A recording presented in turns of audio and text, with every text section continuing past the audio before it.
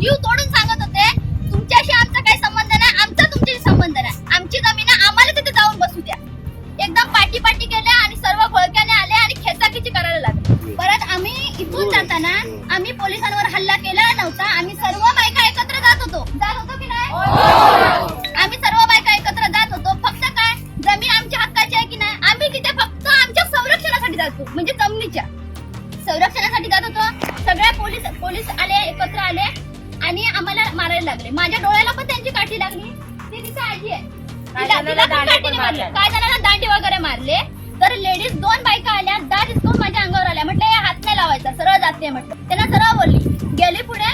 आम्हाला अगोदर तात्काळ ठेवलं, पाणी नाही तिथे की काय नाही. जेव्हा कलेक्टर साहेब आले तेव्हा बोलले पाणी घ्या. म्हणजे ते आले, त्यांना